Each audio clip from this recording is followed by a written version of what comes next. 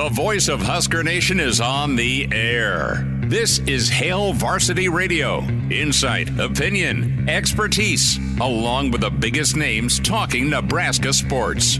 Join in with the show at 402-489-1240 or 1-800-825-5865. Now, here are your hosts, Chris Schmidt and Elijah Herbel.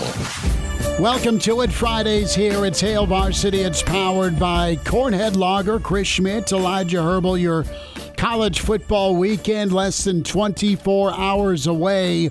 Ireland tomorrow morning. Kickoff the Noles and Georgia Tech. You're just a week out, little more than a week out from Nebraska. We'll hear from Matt Rhule. Thoughts on the coach, or thoughts from the coach on how camp wound down. The quarterback decision, that vaunted 9-on-7 that's got him excited. So we'll get you ready as we send you into the final footballless weekend for you, the Nebraska football fan base. 489-1240 to get involved with Hail Varsity Radio. 800-825-5865. Can email Chris at hailvarsity.com. Always welcome to check us out in the stream, Hail Varsity YouTube. Like and subscribe there. Find and watch and follow on Twitter at HVarsity Radio. Elijah, you fired up? You ready to go? You got the smoker or grill ready for tomorrow before 11 a.m.? Are you going to do the Pat McAfee Olympics tonight in tribute to him? Doing a show from, was that the Mary Cobbler? It was Patty Mack was at in Ireland with Saban earlier today? I looked up. It unfortunately was not. I know we have a lot of great memories at the Mary Cobbler. Well, you have a lot of great memories at the Mary Cobbler. Yes, I do. At least from pregame. No, well, I was a well-behaved member of the media while I was at the Mary Cobbler. Yeah, well, Cranack technically wasn't a member of the media that day, was he? 2 years ago, tomorrow is when we embarked on Ireland and came to you live from the Mary Cobbler. Matt Rhule was asked today about, hey, is Ireland in our future? That'd be cool. I'd love to go back over there. Plenty to get into. Brian Christopherson with Husker 24/7 in about 15 minutes.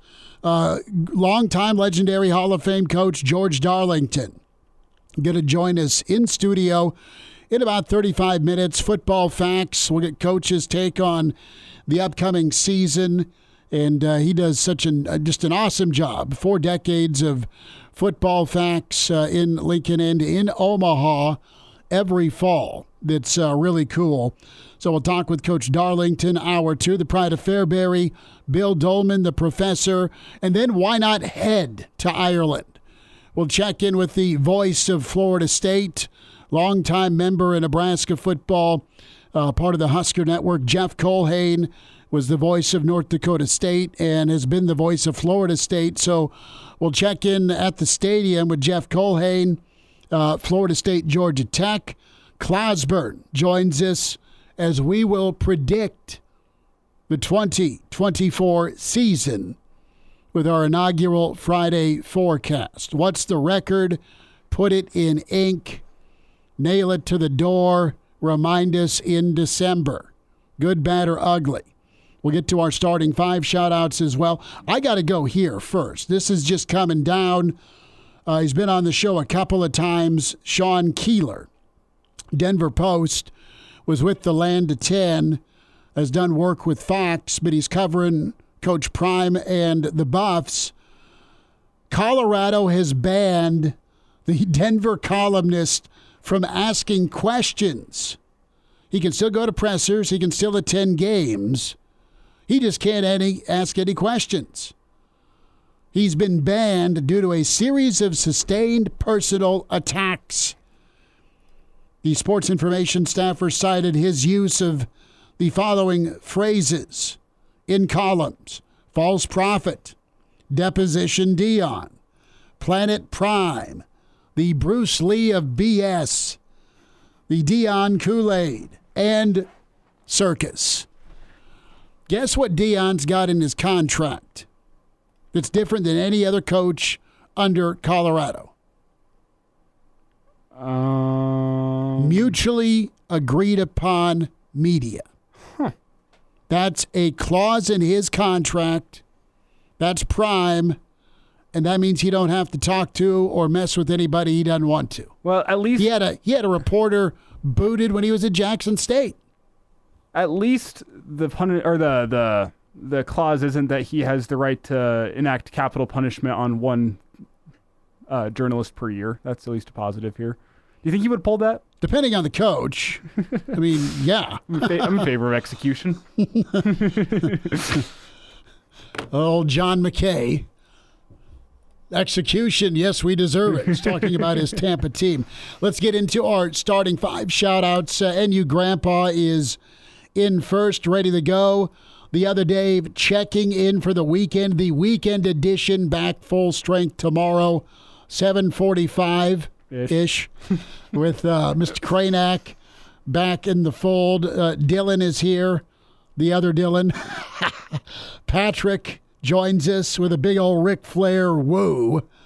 Justin is here. Justin, good to have you. Rhule, the day is in. Also, you have Grateful Red in. The coach, Brandon Kool-Aid, is here along with Patrick. Black Hills Brennan, Tuck, Mr. Erickson. Brent is here. You are right. It is a feel-good Friday. NASCAR Eric is here, says present. Happy College Football Eve. Jack is here. Uncle Jimmy checks in. Is this the James Williams? No.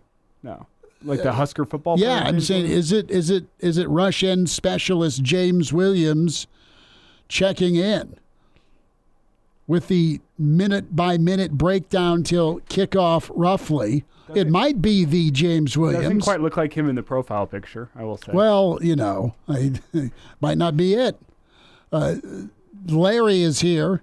Great Red Shark is here. Cliff in Florida, already laying out 7:53 tomorrow. He is setting the over-under at 7:53. Colin is here. Good to have you, Colin. KG is in. Says last. Ryan is here. Jacob, good to have you, Jacob. Cornhusker Koala checks in. It's Beer O'Clock, baby. Grant is here. Jeff Snitley, part of the Boulder Peace Treaty, in along with Robert. The real Matthew, Arlo. James is here. We'll get to more. Golden Fang checks in. And Dylan, say that for me. Dylan Muad'Dib Raiola, Duke of Arrakis. Will bring a paradise to our college football world. Have you not seen Dune? No. Oh. You tried to get me to go, and I kindly said no thank you. I didn't see the original, didn't see the series, didn't see the new. Into Dune. The new is worth it. No. It's so good. No. It took me too many years. Do you know how many things you've said no to that you eventually come... You said that same thing about Game of Thrones for years. I said no to Game of Thrones. Years you said no to it, and then you start it, and you can't stop it. Then I got COVID. Then I got COVID in Minneapolis. Golden Fang says, ciao, peeps. Love it. Okay. I forgot you got COVID in Minneapolis. Uh-huh. And I about killed Doleman. It wasn't even the worst part of that trip. The game? Yeah. This imaginary electric fence around the goal line, if you're a Nebraska fan. I forgot about that little subplot. Oh, God, that was brutal. And it was worse with Searles in 19, where they got absolutely annihilated. Oh, yeah, that game sucked. Yeah. Lot. And then a year ago, we're up there for the opener. Well, you also made it to the Pearl Jam concert last year, so last year at least had a positive. Well, right. That was fun. I don't know how the hell we made the flight, but we did. Let's hear from Matt Rhule, the when and the why on Dylan Raiola when he won that job. I felt all along like Dylan could be the starter game one. The problem was I also felt like so could Heinrich. I also felt like so could Danny. And Danny had a really, really, really strong week and a really strong scrimmage too.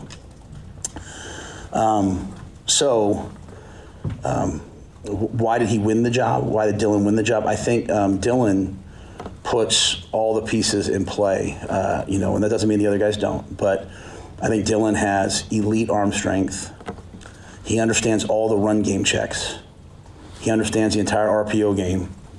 He understands the situational football. And I think he's really cleaned up his footwork in the pocket, which was one of the big things.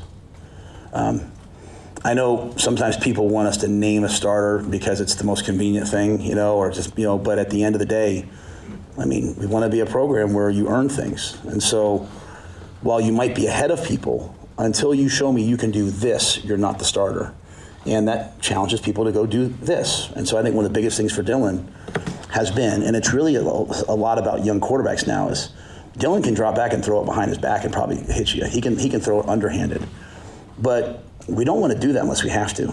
And so often now these guys are going out and to be evaluated at, whatever, thing, like they're making all these off-platform throws. But, I showed Dylan about 60 reps at Tom Brady, and he's on platform, and so Dylan's worked so hard at his pocket presence, and once he to me cleared that hurdle, I saw how close the other guys were coming, and I feel like he's the starter. But Danny's going to keep working, and Heinrich's going to keep working, and and really honestly, I'll tell you what, if Jalen goes in the game, I feel like Jalen can move the team. So we have 4 guys I feel really confident in to lead the team. Well done. Well put by Coach Rhule. So let's go to how the news was delivered. Cut 7 real quick from Coach Rhule, just to put to bed the quarterback race, and more from Coach. The morning that we released it, I brought Heinrich in first, talked to him. I brought Danny in next, talked to him. And walking off the field, I told Dylan that, hey, we just released a graphic that you're the starter. It's not really in our world. This isn't really as big as it is maybe outside, right? Like at the end of the day, everyone's really just worried about themselves and competing. And Heinrich, like I said, Heinrich is a Cornhusker. He's a Nebraska guy. Like he's for this team, and I think he recognizes how good Dylan has played. He also understands how the season goes, and he has to keep getting better and better and better at quarterback because he's made a big jump at quarterback from last year to this year. And we can win with him. And he also wants to have another role, so we'll have that ready for him too. And then Danny, I think Danny sees how good he's gotten. And I think Danny recognizes the future he's going to have. So he's just saying, he had said to me earlier in the week, I just take every rep and I'm trying to get myself ready. If you ever need me, I'm ready to go. So we have great character in that room. Pretty cool. Now, how about the role? We'll talk with Brian Christopherson a little bit more about this. But, what could we see from Mr. Harburg, more from Coach Rhule? Yeah, I think that remains to be seen. I probably don't want to give too much out to everybody, but I think in fairness to Heinrich, I just have so much respect for him as a competitor. That he can go out and do anything. Look at Coach Frost, right? Coach Frost was a one of the great quarterbacks in college football history, and he goes on and plays safety in the National Football League. And that Heinrich reminds me so much of that. Heinrich to me could be a great safety. He'd probably be a great linebacker. He'd be a great tailback, wide out tight end. And so we have the opportunity to use him, when needed. At the same time, I also don't want to lose my number 2 quarterback because, he ran a dive, so there's a fine line there. But we're not going to play this year out of fear. We're not going to play like, what if this goes wrong? I know sometimes that's the way people think. That's the way sometimes I think. But we've made a decision this year that we're going to attack. We're going to go all in on this team and attack with everything we have. And Heinrich's a big part of that, so we're going to use him. Love the idea. Go attack, no fear. And if you're going to attack offensively, Elijah, you got to go with who may give you the best chance to get the ball to those weapons, but also the ability to get into some workable plays, right? That's pretty key. So last thought here with Matt Rhule, when it comes to this camp coming to an end before you get into game prep, cut 12, what's pleased him about this camp? Yeah, there was never a practice that I was disappointed in. The young guy practice this week, I could maybe say that for some guys, but I watched the tape, there were other guys. But there was never a practice where I was like, man, we just don't get it. It's actually quite the opposite. We did 9-on-7 on Tuesday, and on Wednesday I came out and there was no 9-on-7 in it. And as I walked out, I looked at Donnie. He's like, did you watch the 9-on-7? I was like, yeah. I said, I haven't seen it. I haven't seen us play like that in a while. Now, all that's just words if we don't play that way next Saturday. Let me say that. And I'm the first person that's like that. Practice doesn't mean you're going to win a game. Practice just gives you an opportunity to compete to win the game. And so you have to play well on game day. But there's just never been like a lull in terms of that. And then we've had very few distractions. We've had very few issues. We've had a couple, which you're going to have on a team, but we've had very few distractions. And for by and large, other than Teddy's injury and Roger's injury, we've come out of things pretty healthy. I was really hoping Matt was going to say the line there. I was really hoping he was going to say this is the best week of practice we've ever had. No. You do have MB Husker checking in. Brandon E. is here. And Black Hills Brennan will be here for Nebraska, Colorado. He says he just sold a kidney, so he's got a spot in downtown after the Colorado game. I got a text from Junior this morning. Carson is like, hey, can we get Skybox tickets for Colorado? It's like, is your mom dancing again? You willing to sell your car? So talk to your Joe mama, my mom, about that. I don't know what the get-in price is going to be yet, Junior. Go to college for broadcast and get yourself a press pass. Brian Christopherson's next. And now, back to Hail Varsity Radio. Back with you, it's Hail Varsity, powered by Cornhead Lager, Chris Schmidt, Elijah Herbel.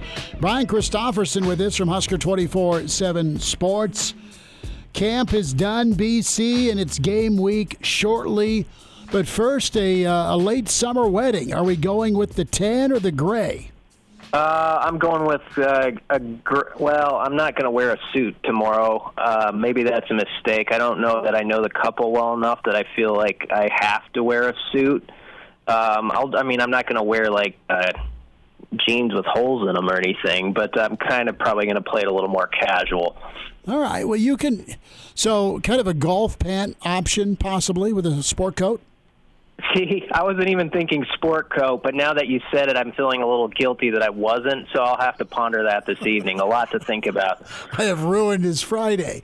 As long as you're not wearing shorts, I think you should be good.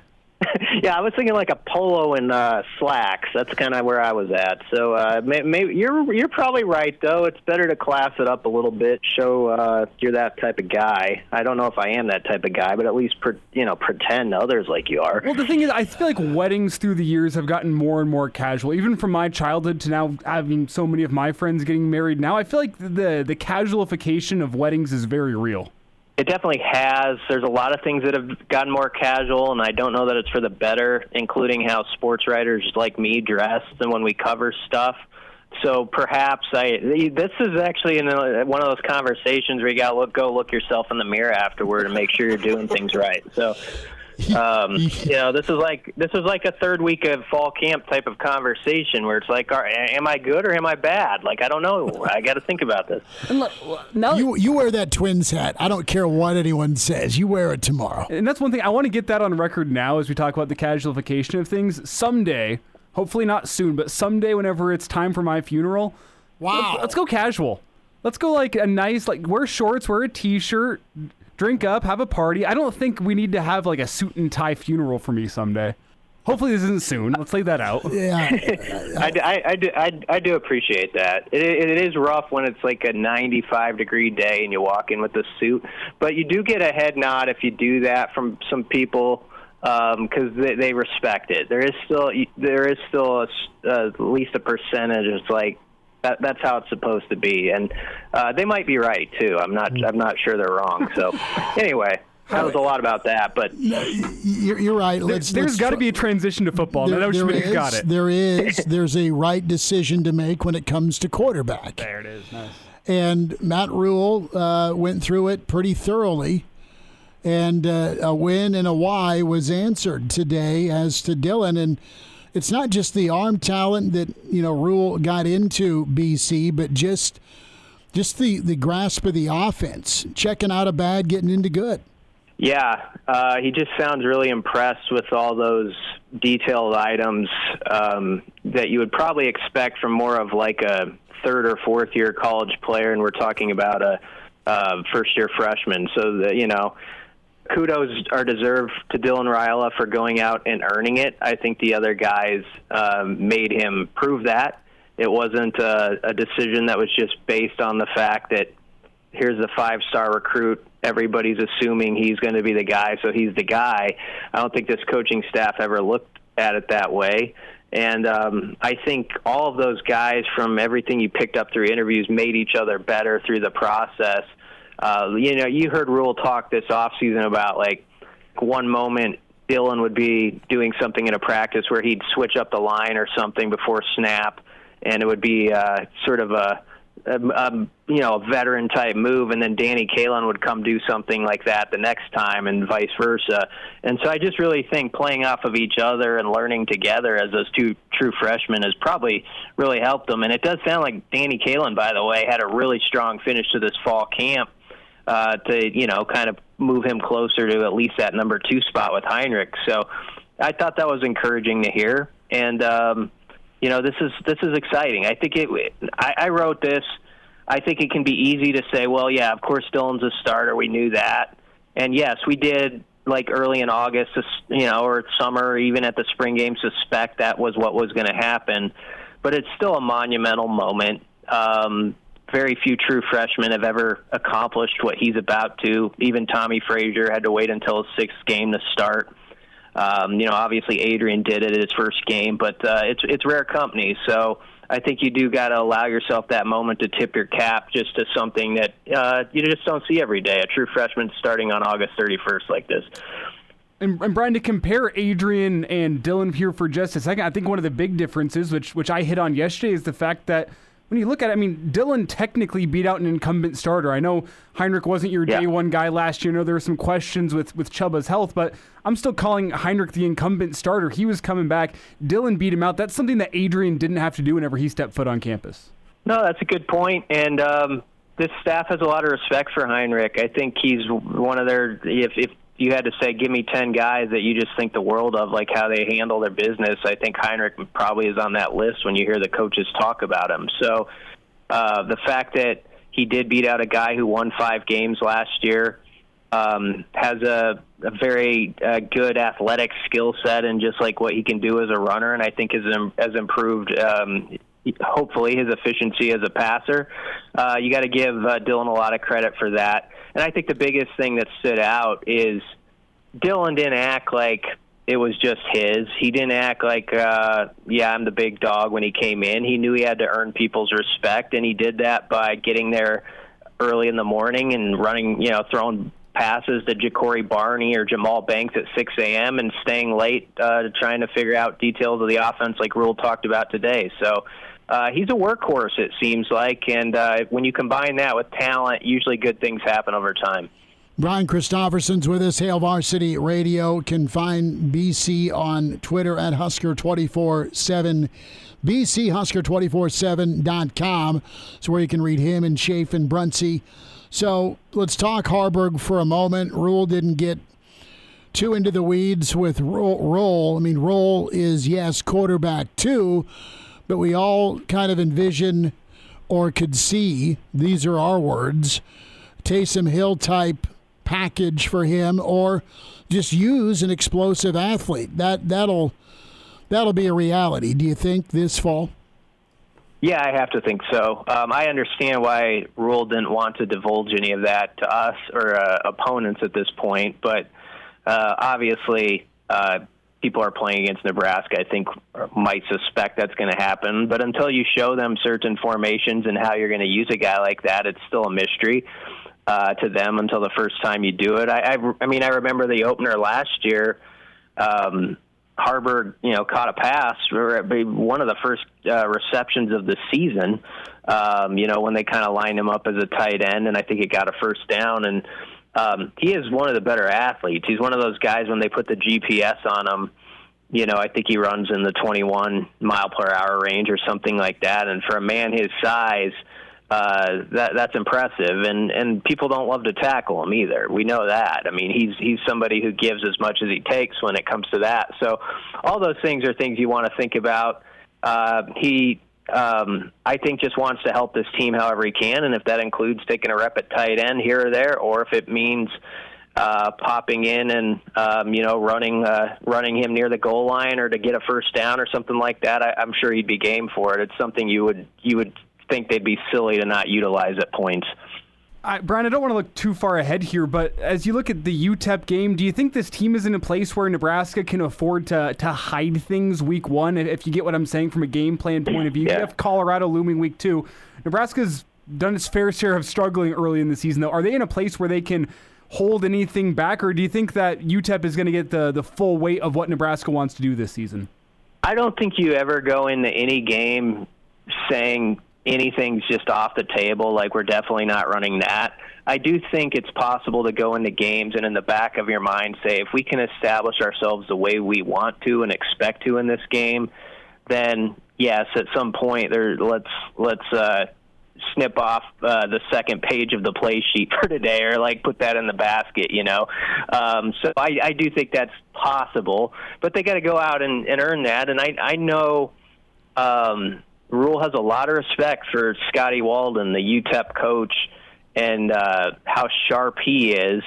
And they're going to be a multiple defense that's going to test the young quarterback and give him some different looks and all that. And so you have to have corresponding answers for that, and you can't just take for granted that you're just going to go own a team until you start to actually do it.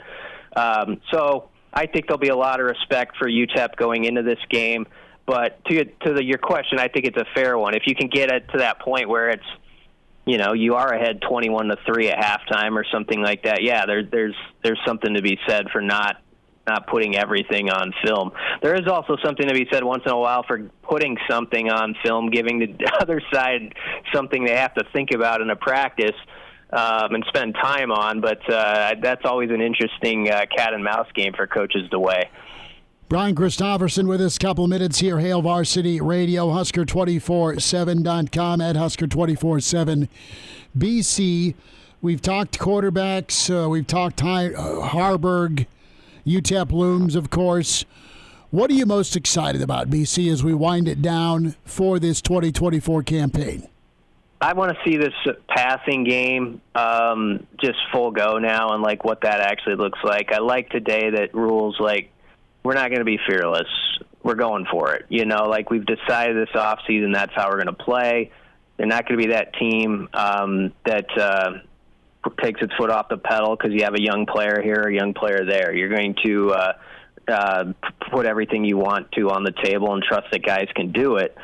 And I just think with that receiving core and with Rhule's arm talent, and yes, I know there's going to be bumps in the road, it's going to be fascinating to see, can this passing offense that was like 120th basically in some of these statistics a year ago, is it the type of group that goes from like 120th to like 65th? Or is it the type of group that goes from like 120th to like top 30 or something like that? And I leave open the possibility that it's the latter. I don't want to say it is, and I'm not sure it is, but that's what I'm interested in your question. Like, is it the type of passing offense with Rhule, Banks, Nair, Fedoni now in his second year of good health, where suddenly it's like, man, they're ranked, like, we look up in mid-October and it's like, hey, they're 23rd in passing offense per play or attempt or something like that. So that's what I'm curious about. Can they make, like, not just a jump, but, like, okay, they took, like, it was a triple jump, that sort of thing. That's going to be interesting. BC, have a good weekend. We'll see you at the stadium next week. Appreciate you. Yeah, it's going to be fun. Always appreciate being on with you guys. Thanks for having me. Brian, you dressing up for game one? I'll probably dress about the same as I will be dressed at the wedding. So whatever I wear that day, you'll be like, oh, that's what you wore last Saturday. You can accuse me of that, and you'll be right.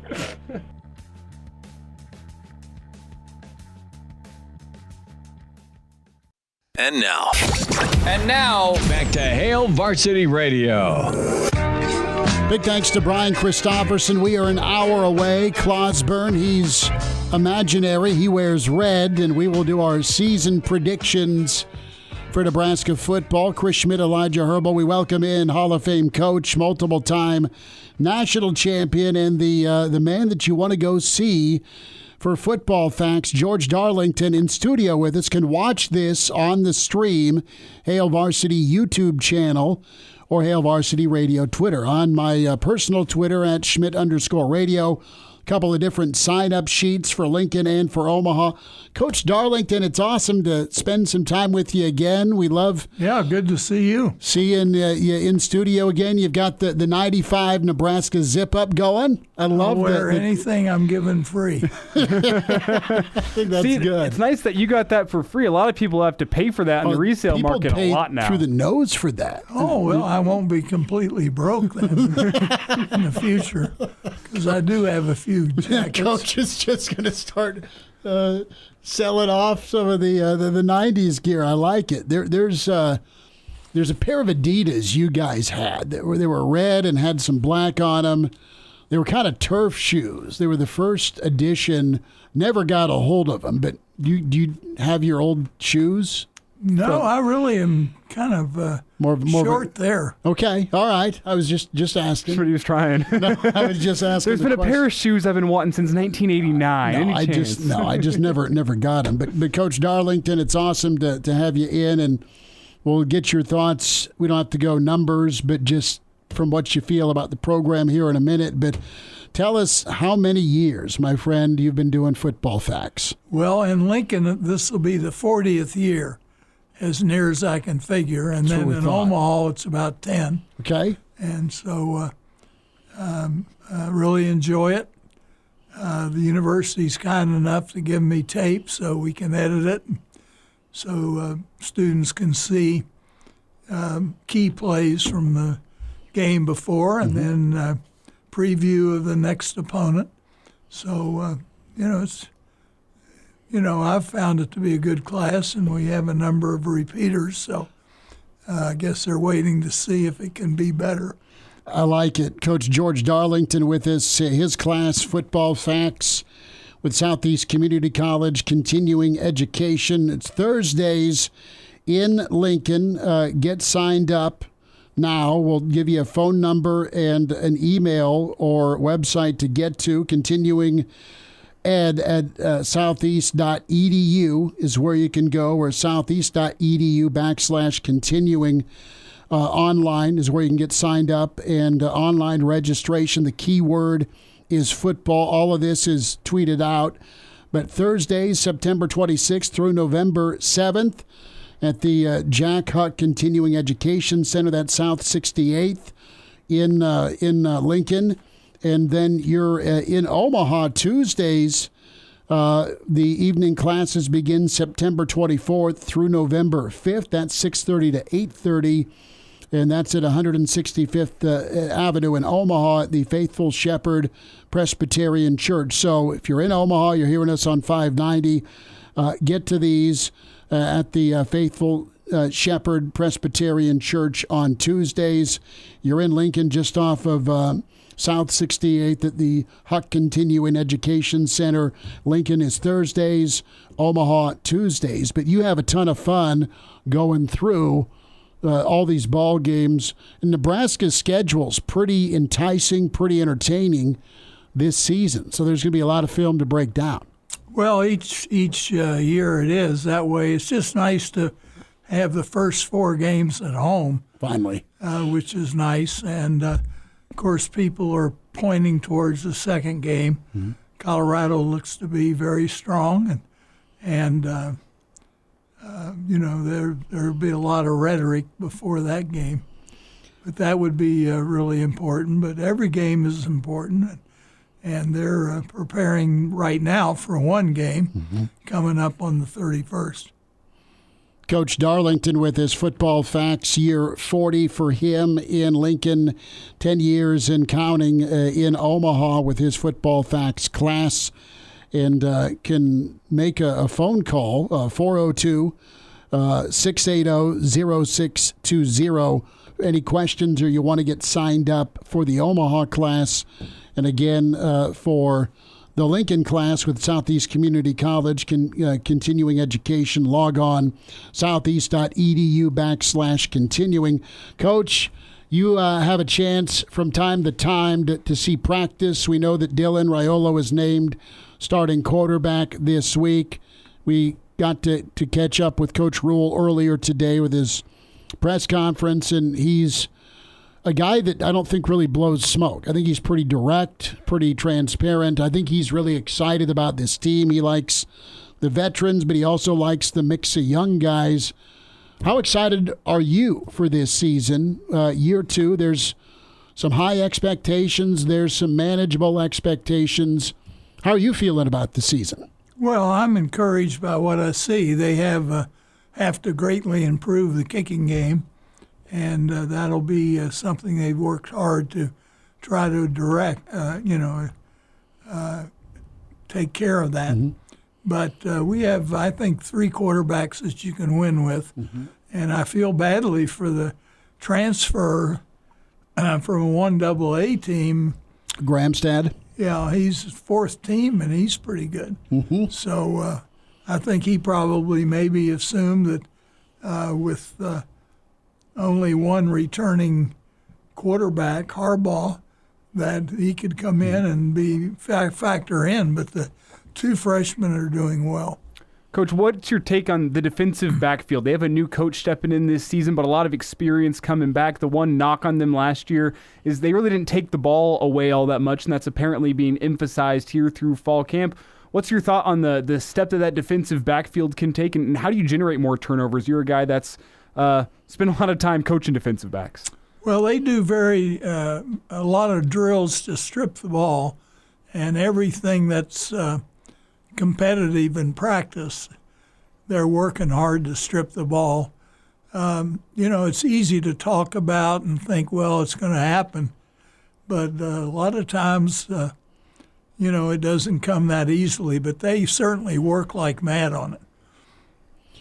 What's your impression of Coach Butler coming from the NFL? Nebraska is able to implement him as the secondary coach over the summer. You've got Coach White and the rest of the defensive staff that are pretty locked in. It seems like it's been pretty seamless. Well, I think that they have a good staff. From what I've seen, there's not anybody standing around doing nothing, and they're coaching the kids really well. And it's just a matter now of playing and making adjustments and going from there. But I think Matt's got to be pleased with his staff, and there's people that, have a lot of experience. Mm-hmm. We'll sneak in. You recruited Dominic to Nebraska out of Hawaii, Raiola. We got to go? We got to go. Hang on. We'll ask about the quarterback here, Dylan, in just a moment. George Darlington with us in studio. Football Facts, 40 years and counting for Coach and his classes. Thursdays in Lincoln, September 26th through November 7th at the Continuing Education Center at Southeast Community College, just off 165th in Omaha on Thursdays. We'll tell you more in a minute.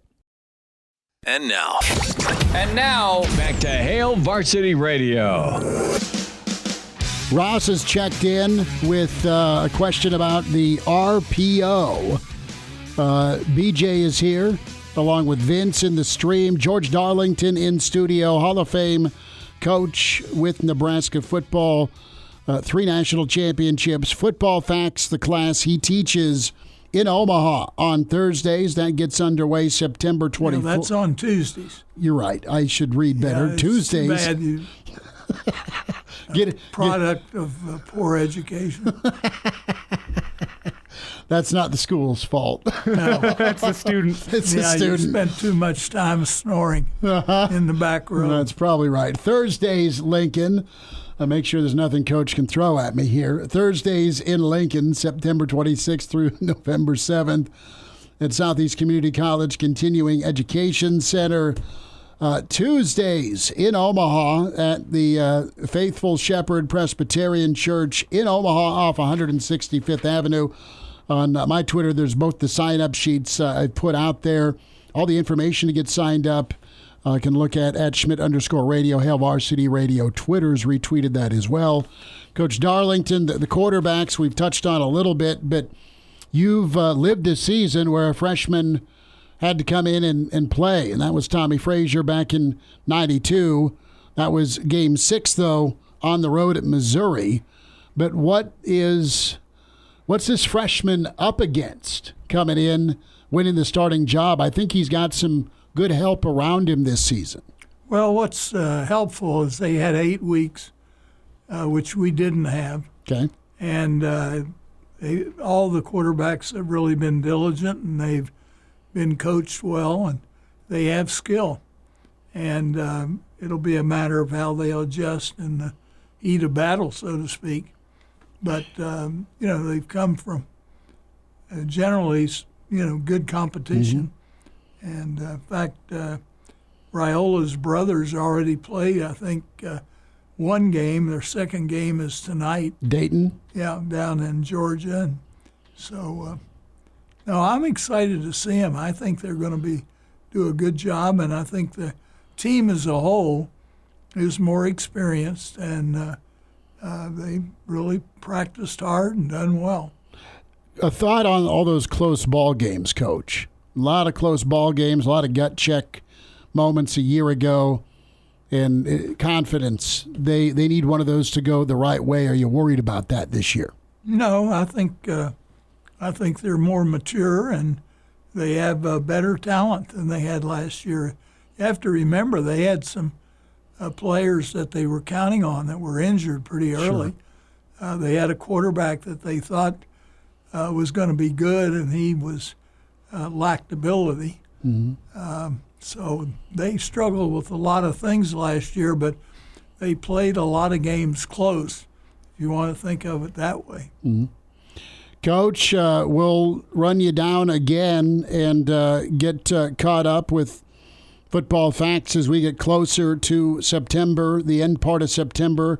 Thursdays is where you can get signed up for football facts at Southeast Community College. The 26th of September is the first class in Lincoln. Tuesdays in Omaha off 165th Avenue in Omaha, the Faithful Shepherd Presbyterian Church, 6:30 to 8 is Tuesday night's class in Omaha. Hall of Fame coach George Darlington with us. Coach, we appreciate you for coming in. Thank you for having me, and I appreciate the opportunity. And like everyone, I'm excited for the coming season. He's the pride of Fairbury, an average Joe. Bill Doleman, the professor. I had a 6 ACT in 1967. One time I got an A and my grandma beat me for cheating. Now with Hail Varsity Radio. Back with you, it's Hour 2. It's Hail Varsity. We're powered by Cornhead Lager, Chris Schmidt, Elijah Herbel. Find us on YouTube, Hail Varsity YouTube. Like and subscribe there. Hail Varsity Radio Twitter, can watch the show that way. Hall of Fame coach George Darlington's going to hang out for a little bit. The pride of Fairbury, the professor Bill Doleman with us as he's gearing up for another semester. Cliff checks in, says Fairbury is catfish heaven. The fans are roaring, one Bill Doleman, that it is 5:05 on a Friday. How are you? I'm doing well. Is that catfish because it's good fishing, or is it because that's what folks can do like they did to the Notre Dame linebacker? Ouch. No, I think this was a fishing reference, not okay, yeah. Well, then you're right. Yeah, absolutely. Not an identity spoof. Well, are you ready, man? Are you ready for 2024? It's game week here in about 72 hours. It's been game week since after the ball went through the goalposts when Iowa beat Nebraska back in November. So it's been game week ever since then. I've been celebrating our 61st consecutive offseason national championship. Nobody does the offseason as well as Nebraska, and I think this is going to be a pretty spectacular first couple of weeks of the season.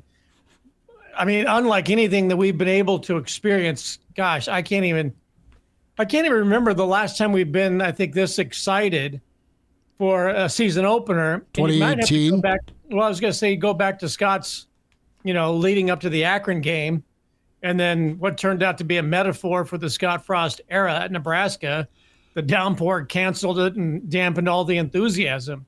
But I think that the fact that Nebraska opens at home against UTEP, has Colorado week 2, and has a chance to get some early season momentum, I can't remember a season opener with this much excitement and promise and potential as this one.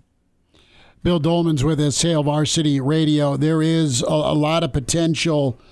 And Bill, we'll back pocket it for the average Joe pod if you want. Elijah and I are 30 minutes away from Declaration Day here on the afternoon show with wins and how Nebraska will do. But we got the Rhule news this week. There's a ton of talent on the defensive side. You feel good. And Matt Rhule didn't do anything to pour water on his expectations. I mean, he likes what he's seen. And you just wonder the ups and downs of a fall camp in a second year. Well, you don't feel like there's been any lack of buy-in in that second year. And you also feel like the training's been appropriate. It's been tough. It's been hard. It's been physical. And Rhule really kind of went to town on that 9-7 when you see the O-line hammering away at the D-line and the D-line doing the same a play later. It could be, dare I say, breakthrough this season. You know, I think this has been a fall camp that has really been devoid of drama. Other than, the anticipated news of who the starting quarterback was going to be. Is it going to be, I mean, that was like one of the worst dramas to play out. We all knew it was going to be Dylan Raiola, right? Because Dylan played well in the spring game. I don't think they're forcing something upon Nebraskans that just because he's a Raiola and he came with 5 stars that he was automatically going to be it. We saw a product in the spring game as to just what the talent level is. We also saw Heinrich Haarberg show some really, really good, I think improvement in the spring game, and I assume he's only gotten better since then. I appreciate the fact that Matt Rhule clearly listens to the Average Joe Sports Show, because I said way back, maybe in episode 1, when was the first time we saw Heinrich Haarberg on the field last year? Where was he? Against the Buffs.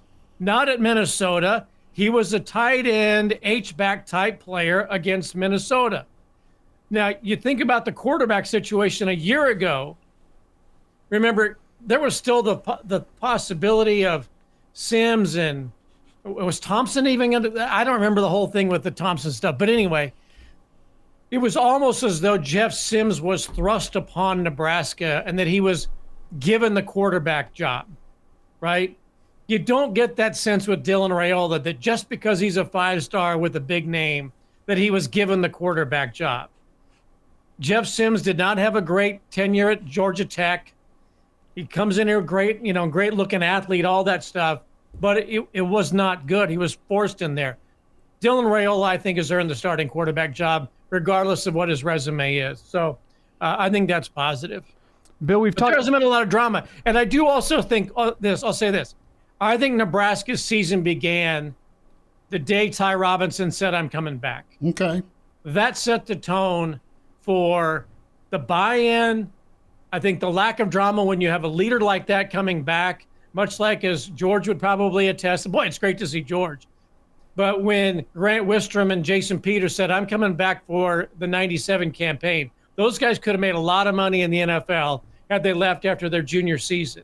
But they said, "We're coming back. We're going to finish what we should have done in 96, and we're going to win a national championship," and they did. I'm not saying Ty Robinson is on the level as Grant and Jason at that time. But you're saying they're going to win a national championship. Well, I said that all along. I mean, that's a given, right? But Ty Robinson coming back, and Nash Hotmucker and whoever else could have probably gone. But that set the tone for leadership and somebody that those players can look to and say, wow, if they really believe in this and they're that good, I'm in. And I think the Ty Robinson decision will have huge dividends for this football team moving forward. It's Bill Doleman with us here on Hail Varsity Radio. And Bill, I said this to Brian earlier. I don't want to look too far ahead and talk about UTEP because we still have another full week of shows to discuss the UTEP game. But we spent a lot of time this week talking about Dylan Raiola. What are his expectations as a true freshman? I just want to zero in on that UTEP game. What are your expectations for a true freshman quarterback in his first career start? I know UTEP should be a win. That's what's expected among Husker Nation. What do you expect out of the true freshman in that game? What would be a good day from him? Well, keep in mind also, UTEP's got a brand new coach. I know they respect the guy. Was he coming from Abilene Christian and all that? Austin P. Austin P. Okay. It's still a new regime down there. This is year 2 of Rhule. This is a new coach bringing his team into Memorial Stadium. So that's a tremendous challenge that UTEP is undertaking in year one, game one of their new regime. Best of luck to them. The expectations for Dylan Raiola is I don't think you put really any on him. You've given him the starting job. So I would think that Nebraska is going to say, look, the playbook is open, and we expect you to execute. We also expect you to take care of the football. I don't think there can be you're a true freshman and a couple of turnovers are okay. No, they're not. They're not. And if there's a botched snap or drop ball, you better damn well pounce on it and not watch it get kicked around. So I think that's one thing that has to be clear. Yeah, you're going to make a couple of mistakes. You might have a bad read, but there is no gray area for turnovers, regardless of this being your first game or your 40th game, right? So that, to me, probably has to be conveyed more than anything else. We're going to run the plays. You got to hold on to the ball and protect it. Bill Doleman's with us, Hail Varsity Radio. Bill Doleman, the professor at Bill Doleman on Twitter. Coach Darlington hanging out here for another segment in studio. Elijah Herbel, Chris Schmidt, as we are 8 days away from 2024. Bill, Coach Darlington right on point with the fact Nebraska suffered 2 tough injuries this camp, but only 2 injuries. And you're deep at the offensive line. You've got some youth there as well with a guy who started 30 straight games before he got hurt in Turner Corcoran. Turner is grizzled, man. He's been through it all. He has been absolutely through it all in Lincoln, and he is ready to go out with a bang. You also have a quarterback that was pretty talented, but they are very deep in the quarterback spot. And you're asking one of your single-digit guys to make that transition from safety to corner, and Nebraska should be all right. They've got some young pups they've been really impressed with as well at the corner spot opposite Tommy Hill. I want to go back to Corcoran because I think that he has been a little maligned in his career, maybe not as severely as Bryce Benhart was 2 years ago. And, Bryce Benhart's, what was that, had been his sophomore season, was kind of a meme-filled season, right? And what did he turn into last year? Maybe Nebraska's best offensive lineman. And there's expectations for him to be perhaps an all-Big Ten caliber and potentially a professional guy who's going to get a chance at the pros.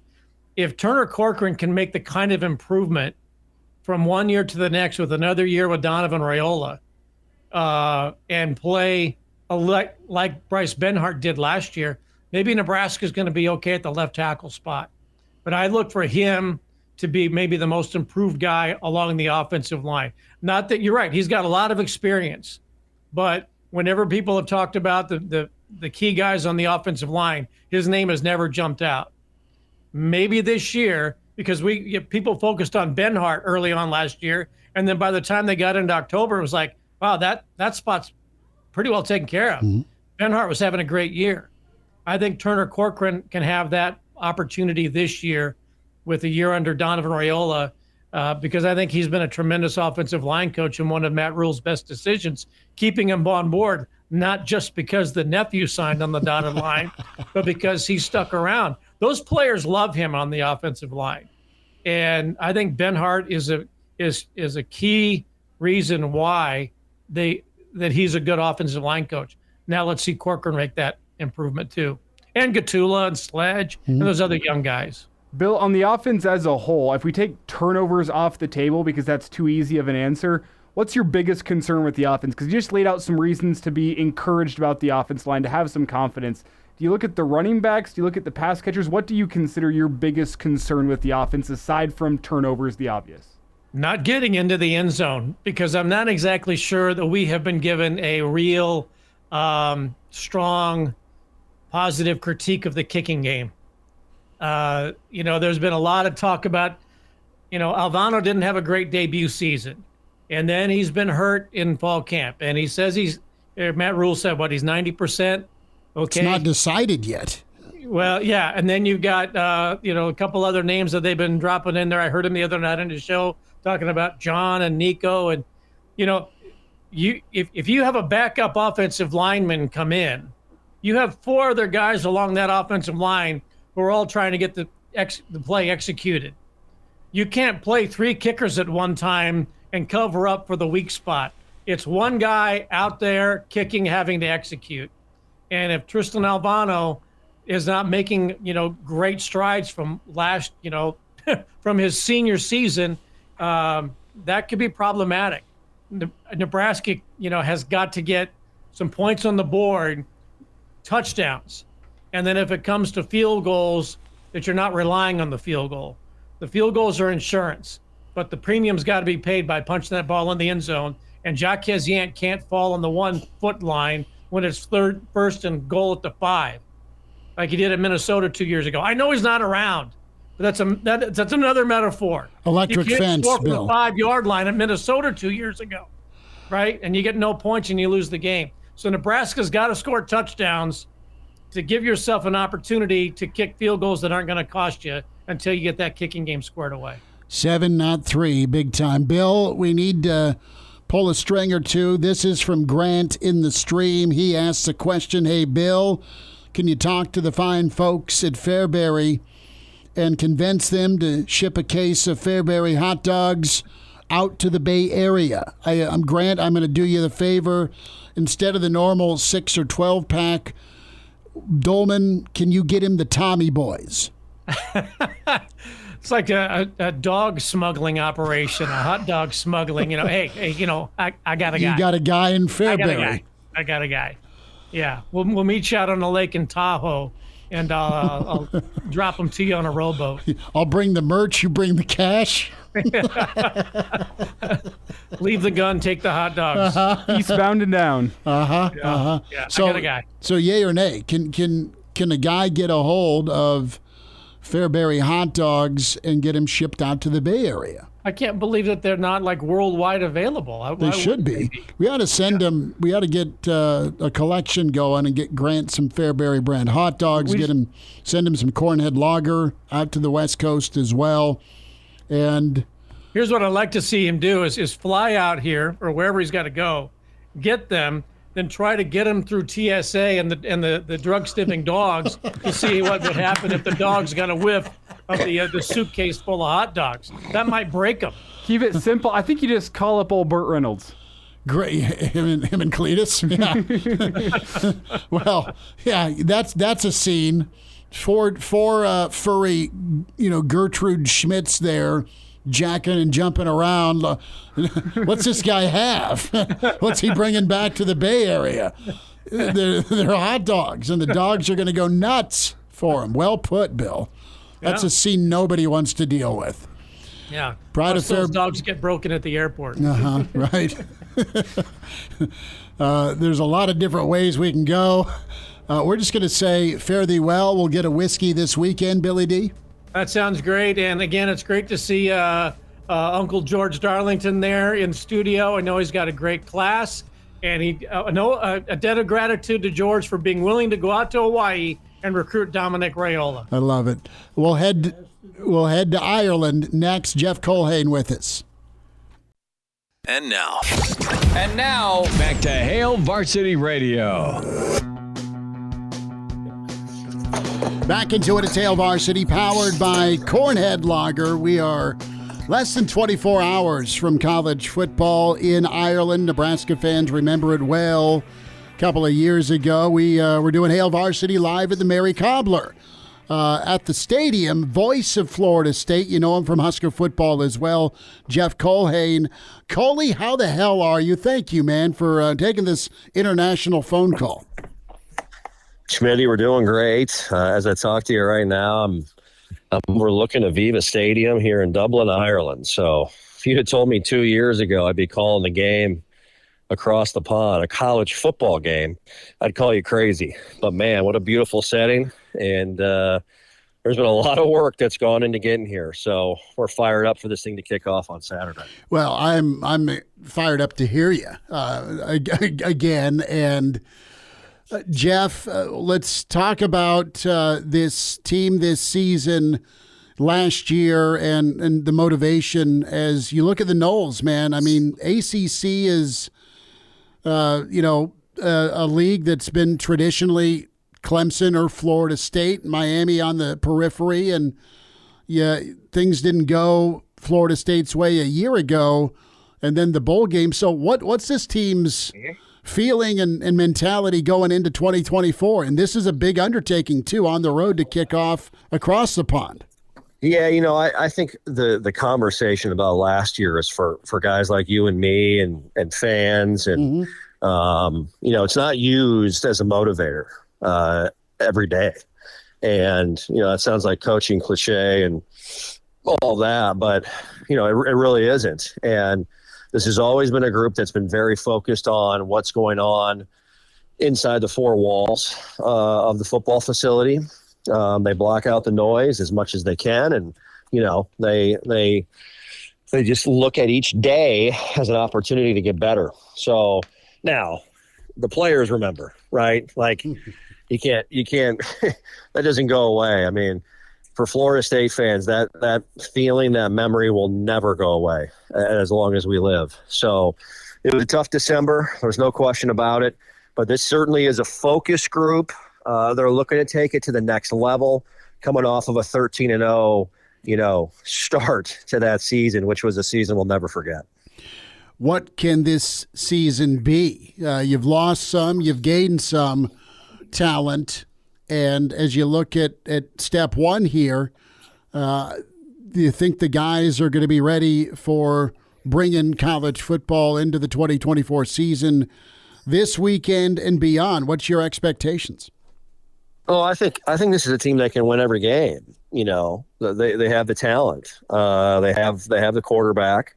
They've got the coach. But there's still plenty of questions to be answered. You're right. There's a lot of guys that would have to be replaced that are in the NFL and were fantastic pieces to the 2023 edition of this program. And so, this is not a sure thing by any means, but it's pretty darn close. And it starts Saturday against the Georgia Tech team that, man, they would love to send ripples through the college football world by winning this game over here. And I think they're improved. They finished the year strong last year. They finished 5-3 in the ACC.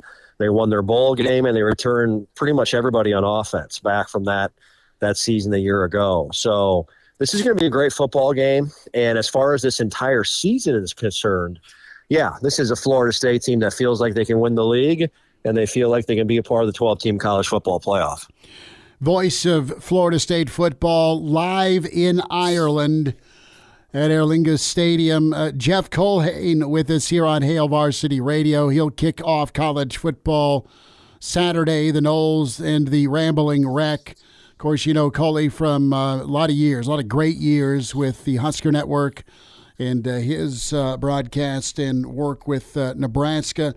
So I look at this college football season, Cully, and you've seen a lot. What's your take on the 12 team? Are you excited for it? Are you? Do you think it's going to be controversial? How do you see this season as a whole going? No, I'm really excited about it. I think it's been an interesting time in college athletics, college football with portal, NIL, realignment. Realignment's going to continue, I think, in the next couple of years as well. So there's just a lot of transition going on, and this is something that I've been asking for a long time. I mean, being in the FCS at North Dakota State for 6 years, and while that bracket wasn't perfect, you at least felt like the teams got to play it out in the field. They got to decide a champion. Where, look, a year ago, you're 13-0, and you get left out. And you feel like even without Jordan Travis, you got a team that can compete and play with anybody. And so, there will be controversy. There will always be controversy. I mean, teams 13 through 17 will say they should get in, right? And that's going to continue forever. So I like it. I like getting all conference champions in. I like the campus sites. I think that's going to be an amazing setting. And you keep the bowl games involved with the quarterfinal through, championship round. So I think it's great. Anybody that's too much football, they're just trying to whine. I mean, these guys want to play as many games as possible. Everybody that plays college football wants to play in the NFL, and you have 17 regular season games anyway at that level. So I think it's going to be fantastic. It will not come without controversy, that's for sure. And that's what makes college football great. It just keeps the storylines moving along, and hopefully we can build on this postseason for years to come. Jeff Culhane with his voice of Florida State football in Ireland, Hail Varsity Radio. So I'm going to get to the trip part right now before we get you out. Was it a huge undertaking? How did you pack? Was it stressful? Has it been enjoyable? Tell me about your experience in Ireland. Cranack and I still rave about it. Well, massive undertaking, as Nebraska fans will know, with trying to transport an entire college football program across the pond. And this has been something that's been worked on for nearly 2 years. So, when you got great people behind the scenes, great operations, great equipment, great, athletic training staff, you're trying to make this thing as seamless as possible for these players to go out and just play and not think about being over in Europe or the long flight or the time change. So that's the biggest, I think, item to start with. And then just all the little things, outlet converters and passports, and just stuff you never think about. And just the preparation into this, you try and you need to, no stone left unturned. For me, I'm the last second guy to pack a suitcase. So I have no idea what's in my suitcase, Schmitty. Yeah, I might have clothes. I might not. It might be cords for a broadcast. I have no idea. So I'm hoping that I have an extra pair of pants to wear over the next few days here while we're in Dublin. You can just wear an Irish flag and away you go, because, it's beautiful over there. The weather we had was great. As it treated you well. Did you get any golf in, or has it just been straight work, dude? No, I had no golf, unfortunately. So would have loved to have brought the sticks over and play some of these great courses in this part of the world, but unable to do it. And but yeah, you're right. The weather is really, for us in the South, where it's just blistering hot and humid this time of year, this is a nice break, a nice reprieve. We're at, right around 60 degrees. It'll be in the 50s at night as the game moves into the second half. So real deal football weather, and we'll have to bring our layers to get a little bit acclimated to it this weekend. How many Florida State fans made the way over? Well, I think we're going to be, I would say around 15 to 20,000 cool. is the number. And, Florida State fans are going to be the most well-represented group, even though this is technically a Georgia Tech home game. This is going to be a Florida State crowd over in Dublin. And, man, I tell you, the anticipation, there's a lot of similarities between Florida State and Nebraska fans with how they flock to these type of settings. And so, I can't wait to see and hear the war chant echoing throughout the pubs in Dublin this weekend, and certainly echoing throughout Aviva Stadium over 3.5 hours. Jeff Culhane, voice of Florida State, with us here, Hail Varsity Radio, live from Aviva Stadium, as he's getting set up for Saturday to bring college football into 2024. Last thought, Jeff, with the Big Red, I know you keep an eye on Nebraska with what they've been doing. Rhule named starter this week. How do you feel about the Big Red this season? Year 2 for Rhule, and Nebraska fans have been starved. Nebraska's not been good, my friend, since you left town. I went back and looked the other day. I think 2014 was the last year, Schmitty, Nebraska won a bowl game with a winning record. Yep. That's wild to think about. 2013, 2014, somewhere in there. Crazy to think about. So Need to get back to a bowl game, that's for sure, and I think they will. I really do. I think the schedule early sets up to where you have to take advantage. I think you can beat Colorado at home in game 2. There's going to be a lot of juice around that game, obviously, and that game at Memorial Stadium. But you got to take advantage of your early season schedule because it gets tough at the end. So get off to a great start, find your way back to a bowl game, and start building in year 2 of Matt Rhule. I think he's the guy that can get that program into a place where you're feeling much better about it and talking about postseason, conference titles, and college football playoff down the line. It should be just an insane season here in Lincoln. And Jeff Culhane bringing college football to you from Ireland, Florida State, Georgia Tech. Cully, you're the best, man. Enjoy a Guinness and a great game. And we'll talk again soon. Take care. Safe travels. Schmitty, always appreciate you and great talking to you. Thanks for having me. Coley from Ireland. How about Nebraska and Ireland 2.0? What'd Coach Rhule say today? Yeah, I would love to go overseas. When I was at Baylor, I kept trying to get us to have a game in Mexico. I kept saying like, hey, let's play a game down there. I like neutral site games. Like, when I was one of the guys pushing for when we played in Cincinnati in a couple of years and playing them in Indy. I think when you're playing non-conference games and you can play them at neutral sites, that's interesting. Especially, it's a kind of a cheat code for us because we can, Nebraska, Husker Nation will turn a neutral site into a home site. So I think it's really powerful for us. But I'd love to have the opportunity to take our guys overseas and experience that, and I think we'd make it fun. As long as we have a bye the next week. but yeah, I would be into that. I think when I got here, there was sort of we were kind of putting up, when I walked in, there was a lot of things. I got asked about the alternate uniforms. It was kind of like, hey, we're moving away from alternate uniforms. Hey, we're moving away from overseas trips. There were a lot of things that were kind of being directed, and that's fine. I don't care about those things. My job is to rebuild the team, rebuild the roster. I mean, a little bit more from Matt Rhule before we say goodbye. Clausborne on the way with Hail Varsity. And now, back to Hail Varsity Radio. Claus is coming up. Breaking news. Pat McAfee has had another Guinness. Another? He's still living? Just joking. I was saying he already had enough this morning. No, it was hilarious. Saban's answering a question about Texas and McAfee's hammering a Guinness. Man, I'm thinking 2 years ago over in Ireland with Cranack and the birth of Hail Varsity YouTube. There are reports that McAfee actually had to step aside at one point live during the show to quickly throw up before he came back on. The look he gave the camera and shook his head as he just pounded one. Man, let us welcome him in. He's imaginary. He wears red. He's been doing the Friday forecast all the way back to 2011. Some say he just got done throwing up some balloons after crossing the border. He might have done that. He's always about big red balloons. Clausborne is with us with his 2024 prediction. Elijah and myself, Cranack, we will have our full season prediction tomorrow.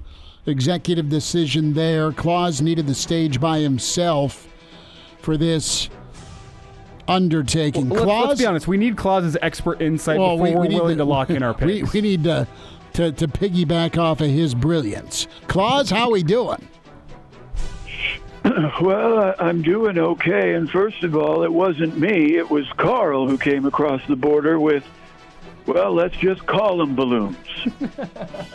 That's wonderful, Claus. Claus, you excited? You can fill them with air, but... Got to get that defense ready somehow, right? That's right.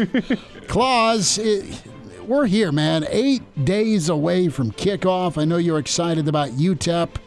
You look at the schedule. Let's start there. We'll do more specific predictions here with the forecast each week, but does Nebraska start out 1-0? Let's go there. Well, I think that's a pretty safe bet. Probably the only thing that is in doubt is whether or not El Chapo was able to get any of the visitors' tickets. I'm sure he's got the money, but does he have the resources to log on and get them? El Chapo. Memorial Stadium. Huh? He could just always tunnel his way in. Oh, wow. Tunnel walk. That's awful. Coach Prime in Colorado. Claus, that's going to be a battle, man. Right now it's Nebraska minus 7.5 in some spots. Well, that's a ball game that I think we win fairly easily. I think we're a better team overall, and I'm feeling like the second half collapse we had last year is not something that's going to happen again. But even if it does, there will be no one in Colorado that knows about it because there will be nobody left to cover it for the Denver Post. So it's a win-win for us, really. So, Clausborne, I think 2-0. Claus is off to a 2-0 start. That's what I'm saying, too. I'm hearing 2-0 right now. A lot of people, if Nebraska gets to 2-0, think Nebraska can get to 7-0. And I don't want to do 5 games in one question, but as you look at those next 5 games after Colorado, are there any games that give you pause? Well, unless Northern Iowa has really been recruiting the Isles of the Hy-Vee, I don't think they're going to have a good enough quarterback like they used to have to beat us. The Nebernoy kid might be playing offensive line for one of our teams by now, so whichever one he's committed to finally, that could be the deciding factor. Nebernoy's kid. That's so good. Purdue is always a trap game, but it's not at night, and we're not Ohio State, so I think we can win that one. The only good things that ever came out of New Jersey were named Peter and Rozier, so Rutgers will be a win. So that puts us, at 6-0, and then Indiana, they can throw everything, including the chair, at us, and I don't think they've got a prayer, so 7-0 seems like a pretty good bet. I like the old Bob Knight callback. That is so nice. 7-0 heading into Columbus. Claus, that's probably right around a top 10 ranking for Nebraska, assuming Ohio State is unbeaten. They don't play Oregon after Nebraska, do they? No, so it's before. But the Buckeyes will be top 5 one way or the other, theoretically. Is this shock the world or take cover? Well, I think it's going to be a pretty good ball game. Columbus is always a tough place to play, and I'm looking forward to going. Got the suite all set up, and I've invited Jim Harbaugh and Lou Holtz, the 2 people that scare Ryan Day the most. So I think we're going to get into his head with that one and pull off the victory. So 8-0, Clausborne says, for Nebraska as UCLA comes to town, correct? Right. Claus, any thoughts on UCLA? It's back-to-back California teams for the Huskers. Well, with UCLA, just regular speaking seems to be a mouthful for their head coach, let alone Spider 2Y Banana. So I don't think he'll be able to even call the plays. So that's a victory. That's the enemy, though. And then, well, we've handled him before several times when he was playing, so I'm really not worried about him and his backwards hat on the sideline. And then as far as the next California team goes, USC, I don't think they're particularly tough. In fact, I think the only thing tough about USC is their head coach's brisket. So I see that being a victory as well. Claus has Nebraska heading home from L.A. 10-0. And then here comes Barry. Here comes Bucky. Here comes Luke. Here come the Badgers. Has Luke Fickell been back to Memorial Stadium since he decided to play Joe Bauserman? No, he has not. Well, I don't think Joe Bauserman is walking through that door for us, but Luke Fickell is. Can't be trusted to make decisions in Lincoln, so I think that's W number 11. And Claus, Black Friday in Iowa City, the night game, the magic of Kinnick night, as some Iowa fans would say. Nebraska's 11-0. What say you about the Iowa game? Well, I think we'll probably have a lot fewer punts.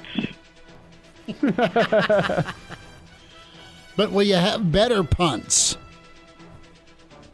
That's the only part of Iowa's game I'll give the edge over us.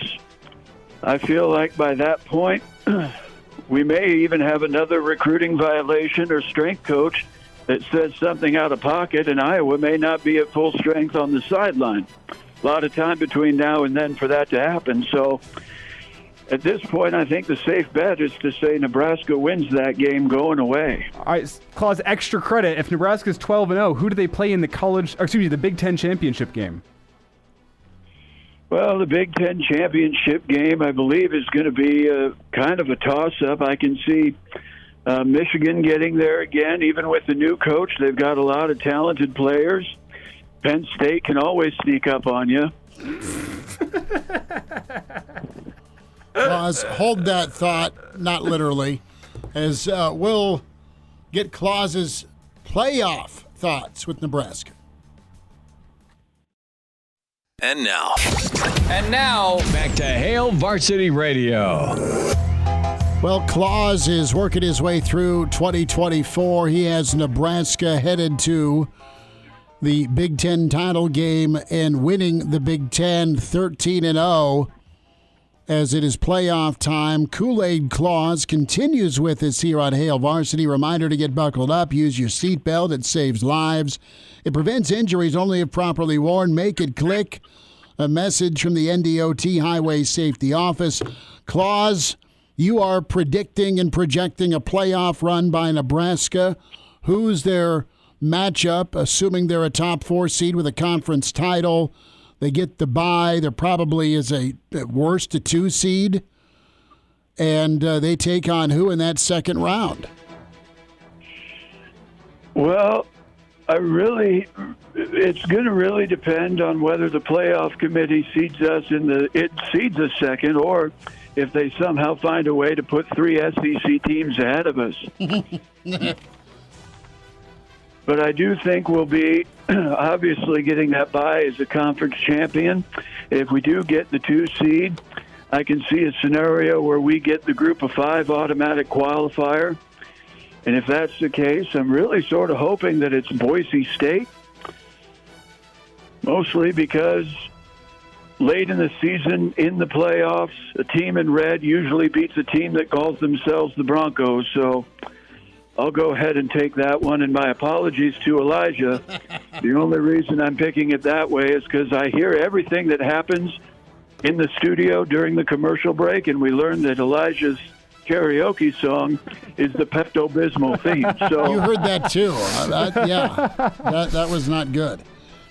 My voice sounded all right. No, you said you nailed it, but I just didn't know you were going to jingle all the way. It's catchy.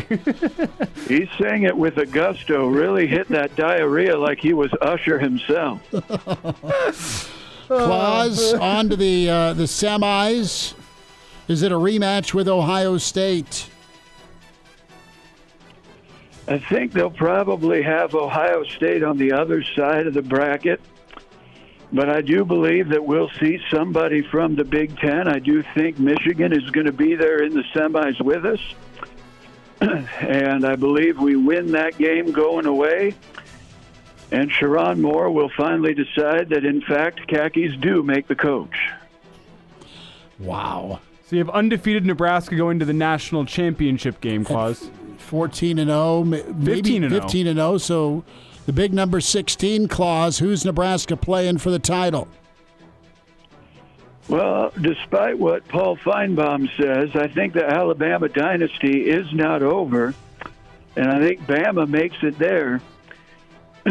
Or it could be Georgia, but I'm going to go with Bama just because I prefer them and because I trust them to make it down the road a lot better than I trust a Georgia Bulldog to make it down the road. Wow. And if you look back, of Nebraska's 5 national championships, 4 of them were won against SEC schools. So why would you bet against us to win that game? Nebraska takes the victory and the national championship, and there's plenty of Kool-Aid for all. 16-0, Claus says Nebraska over Bama. Very helpful for our predictions tomorrow, Claus. Yeah, Claus, we will take this under advisement. Enjoy time out tonight, and we'll talk to you next week for a forecast. Okay. There he is, Claus. He's imaginary. He wears red. He says Nebraska is your 2024 national champ. Weekend edition tomorrow, 7:45 with Hail Varsity.